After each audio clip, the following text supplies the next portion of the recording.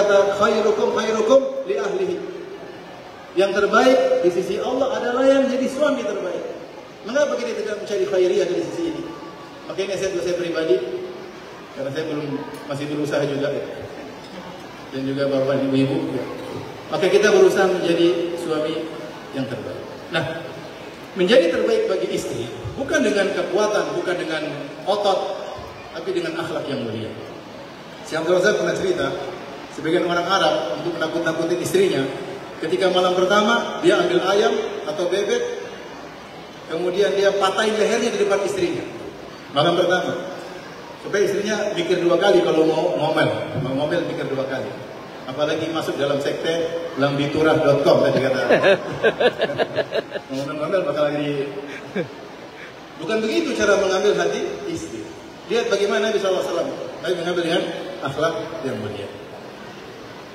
Maka kesempatan saya menyampaikan satu contoh yang Allah sebutkan dalam Al-Quran. Kisah seorang Nabi yang kuat, gagah perkasa, tapi sangat lemah lembut kepada istrinya. Siapa dia? Dia adalah Musa alaihissalam. Allah Subhanahu wa taala menceritakan bagaimana Musa terhadap istrinya dan terhadap mertuanya. Kita tahu Nabi Musa adalah seorang sosok yang sangat kuat. Makanya ketika dia menolong seorang dari Israeli, maka Allah mengatakan fawakazahu Musa faqada alaih. Nabi Musa sekali pukul, matilah orang tersebut. Padahal dia tidak bermaksud membunuh, tapi pukulannya terlalu kencang. Maka langsung sekali pukul tewas. Kemudian juga ketika Nabi Musa alaihissalam mandi bersama kaumnya, kemudian dia taruh baju di batunya, ternyata batu berjalan dalam Sahih Bukhari. Maka Nabi Musa pun naik, dia kejar batu, dia mengatakan, ya hajar thawbi, wahai batu, bajuku, batu jalan terus. Maka Nabi Musa pun datang, dia pukul batu tersebut supaya berhenti, dan tadi dia ambil bajunya. Maka Nabi menyebutkan di batu tersebut ada sisa pukulan, bekas pukulan Nabi Musa, sekitar 6 pukulan. Bayangkan mukul batu, ada bekas tangan Nabi Musa di batu, betapa kuatnya Nabi Musa. Kita kalau mukul batu, bekas batu di tangan kita, darah-darah. Nabi Musa sampai ada bekas pukulan di batu, betapa kuatnya beliau. Kemudian juga ketika beliau membantu 2 wanita yang salah satunya adalah calon istrinya. Kemudian calon istrinya akhirnya berkata kepada calon mertua Nabi Musa, ya abat istajirhu, inna khairu man istajartal qawiyul amin. Wahai ayahanda, jadikanlah Musa pekerja kita, bekerja di kebun kita. Sungguhnya orang pekerja terbaik adalah yang kuat dan terpercaya. Dari mana dia tahu Nabi Musa kuat? Disebutkan oleh para ahli tafsir, ketika Nabi Musa membuka tutup sumur tersebut besar, tidak bisa diangkat kecuali 8 orang. Ternyata Nabi Musa angkat apa? Sendiri. Kuat sekali. Baik, lelaki sosok yang sekuat ini, sampai ketika Nabi Musa marah, fa'aqal alwah, batu lempengan Taurat dia lempar. Kemudian dia tarik Nabi Harun, jenggotan kepalanya. Maksudnya sosok kuat. Tetapi ketika sama istrinya, tidak. Allah sebutkan ketika calon mertuanya, seorang kakek yang di Madian menawarkan putrinya. Inni uridu an unkihaka ihda ibnatayya hataini ala an ta'jurani thamaniya hijaj. Fa in atmamta 10 fa min indik. Wa ma uridu an ashqa 'alaik. Satajiduni insyaallah minas salihin. Wahai Musa, aku ingin nikahkan engkau dengan salah satu dari 2 putriku, dengan syarat kau kerja jadi tukang kebun selama 8 tahun. Kalau kau tunaikan 10 tahun terserah engkau. Dan aku tidak ingin merepotkan engkau. Kau akan dapati aku orang yang saleh, orang yang baik. Maka Nabi Musa berkata, "Dzalika baini wa bainak, ayyamal ajalaini qadait fala udwana alaih. Wallahu ala ma naqulu wakil." Ini antara aku dan engkau. Mana saja yang aku pilih, 8 tahun atau 10 tahun, maka jangan tambah lagi. Jangan tambah lagi. Kemudian akhirnya Nabi Musa membayar mahar tersebut, mahar yang sulit, jadi tukang kebun selama 8 tahun. Saya kalau ditawarin sekarang, ada orang bilang, Firanda, ini ada putri saya, jadi tukang kebun 8 tahun. Saya bilang, sebulan ini saya nggak mau. Nabi Musa alaihissalam luar biasa. Dia tahu bahwasanya pernikahan adalah sakral. Pernikahan adalah nikmat luar biasa. Maka dia rela jadi tukang kebun 8 tahun. Bahkan kata para ulama, kita husnudzon, Nabi Musa pasti mengambil yang 10 tahun. maka dia tambah 2 tahun untuk menyenangkan mertuanya. Bahkan sebagian ahli tafsir mengatakan dia tambah 10 tahun lagi, sehingga 20 tahun beliau bekerja jadi tukang kebun. Kenapa? Karena menghormati mertuanya. Maka salah satu pelajaran kita ambil dari Nabi Musa, beliau ketika menikah, beliau tahu bahwasanya mertua adalah keluarga yang baru, dihormati, dibaikin. Oleh karenanya, ketika menikah, kita tidak hanya berbuat baik kepada istri kita, tapi kita juga berbuat baik kepada keluarga istri kita, dan di situ ada pahala karena menyambung kekerabatan. Dan kita tahu kerabat ada 3, kerabat karena nasab, kerabat karena susu, dan kerabat karena al-musaharah, karena pernikahan. Baik. Setelah itu Allah berfirman, "Falamma qada Musa al-ajala wa sara bi ahlihi anasa min janibi turi nara. Qala li ahlihim kuthu inni anastu nara la'alli atikum minha bi khabarin aw jadwatin minan nari la'allakum tastalun." Maka setelah dia menunaikan tugasnya sebagai tukang kebun, mengembala kambing selama 10 tahun menurut sebagian pendapat, 20 tahun menurut sebagian pendapat, kemudian disebutkan oleh sebagian ahli tafsir, Nabi Musa rindu untuk pulang ke Mesir. Sudah lama tidak ketemu ibunya, sudah lama tidak ketemu kakaknya Nabi Harun, sudah lama tidak ketemu kakak perempuannya, kerabatnya. Maka dia pun berjalan membawa istrinya dari Madian menuju ke Mesir. Al-Qurtubi mengatakan, ini dalil bahwasanya di antara perbuatan baik adalah seorang suami mengajak istrinya bersafar. Karena Nabi Musa mengajak istrinya bersafar. Jangan seperti sebagian lelaki senangnya jalan sendiri ya. Ada apa ini kok senang jalan sendiri? Padahal kalau istri kan ada teman ngobrol, bisa bercengkrama, istri senang juga ajak jalan-jalan. Maka di antara perbuatan baik adalah seorang suami ketika bersafar mengajak istrinya. Kemudian disebutkan juga oleh Qurtubi, ketika Nabi Musa berjalan sama istrinya, dia kehilangan jalan. Kenapa kehilangan jalan? Sungguhnya ada rombongan yang selalu berpergian dari Madian ke Mesir, ada rombongan. Tapi Nabi Musa sangat pencemburu, sangat pencemburu. Dia tidak ingin berjalan bersama rombongan tersebut. Maka dia memilih jalan di malam hari. Kemudian dia nyusul rombongan. Jadi rombongan jalan pagi hari, dia jalan malam hari. Selalu begitu. Kata para ulama, kata Al-Qurtubi rahimahullah, dia tidak ingin istrinya dilihat oleh orang lain, saking cemburunya. Dan suami yang saleh seperti itu, pencemburu. Jangan biarkan istrinya main Facebook sama laki-laki lain. Jangan biarkan istrinya nonton film Korea, perusak rumah tangga. Jangan. Jangan biarkan istrinya telepon laki-laki ketawa ketiwi cekakaan. Jangan. Haram, tidak boleh. Apalagi telepon sampai 10 menit. Tidaklah dia telepon 10 menit kecuali ada kelezatan. Makanya telepon lama-lama. Laki-laki harus cemburu. Harus cemburu. Jangan jadi istrinya bermudah-mudahan sama lelaki. Sekarang zaman fitnah. Maka Nabi Musa akhirnya gara-gara pengen menghindari rombongan, dia kehilangan jalan. Ketika itu malam, gelap gulita, musim dingin. Maka ketika dia berjalan dari kejauhan, dia lihat api. Rupanya Allah akan menampakkan dia, Allah akan bertemu dengan Nabi Musa. Maka Nabi Musa berkata, qala li ahlihim kuthu.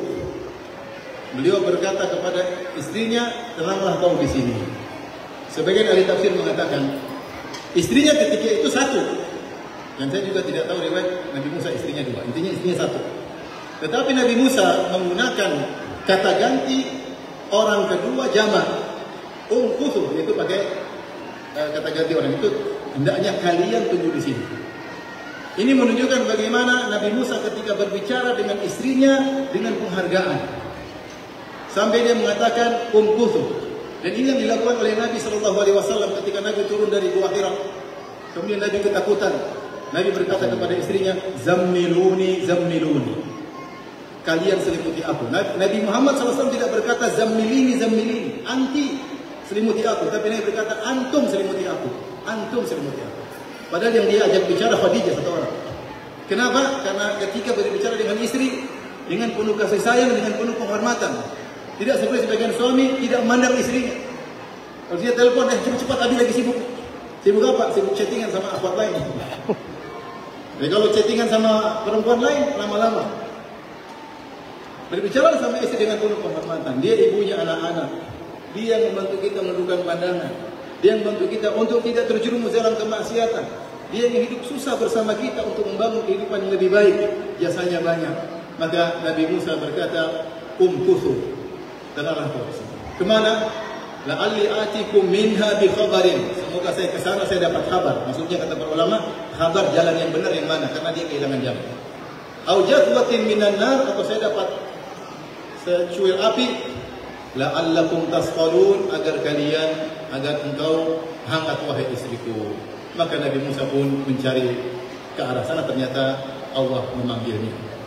Ini sedikit kisah tentang Nabi Musa alaihissalam, bahwasanya ketika kita mencari cinta dari istri bukan dengan kekuatan, bukan dengan kekerasan, tapi dengan kelembutan.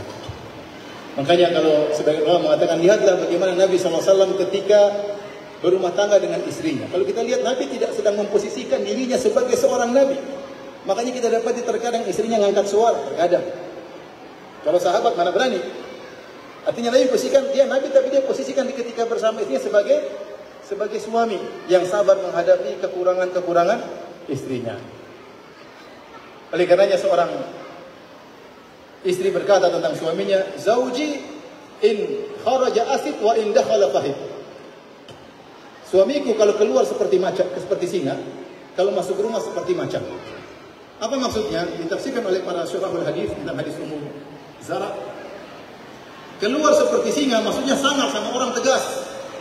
Tapi kalau masuk rumah seperti macan. Macan itu gimana? Macan itu suka tidur, suka pura-pura tidak tahu. Tadi kata Ustaz Abdul Aswad, tabawful. Pura-pura apa? Nggak tahu. Boten ngertos. Dia pura-pura nggak tahu. Istri salah sedikit pura-pura nggak tahu. Rumah agak kotor dibiarin. Suka mengalah, tidak suka ngomel-ngomel. Sehingga kalau keluar seperti singa sangar, ketika di rumah suka mengalah, suka memaafkan. Harusnya suami seperti itu. Bukan keluar memble, masuk rumah seperti singa. Sebagian lagi seperti itu, di luar, di rumah marah-marah sama istri. Ya. Cari perhatian istri dengan apa? Dengan kasih sayang. Dengan kasih sayang. Maka nasihat saya buat Al-Akh Abbas, hafizakallah, maka carilah pahala dengan berbuat yang terbaik bagi ukhti Christine Eki Rahmawati. Kata Nabi SAW, khairukum li ahlihi. Sebaik-baik kalian di sisi Allah yang terbaik bagi istrinya. Kita menjalin rumah tangga bukan sebentar. 10 tahun bisa, 20 tahun bisa, 30 tahun bisa, kalau takdirkan saya meninggal dunia. Ini puluhan tahun ini jadikan sebagai sarana cari pahala. Setiap hari kita mendulang pahala. Bagaimana caranya? Jadi yang terbaik bagi istri. Kalau kita suka ngeraktir orang, istri lebih utama kita terakhiri. Kalau kita suka beri hadiah sama orang lain, istri lebih utama kita kasih hadiah. Kalau orang lain ngomel, kita bisa tahan, istri lebih utama kita tahan omelannya. Kalau orang lain bisa kita maafkan, istri lebih utama kita maafkan. Kalau orang lain kita bisa ajak ngobrol, istri lebih utama kita dengerin dia ngobrol. Karena kita ingin menjadi yang terbaik bagi istri. Agar kita menjadi terbaik di sisi Allah, meraih surga tertinggi. Ini ladang pahala. Nikah adalah ladang pahala. Ibadah yang berjalan dalam waktu yang lama. Baik, ini nasihat buat Akhi Abbas, dan selanjutnya saya tujukan nasihat kepada ukhti Christine Eki Rahmawati, hafizahillah. Sungguhnya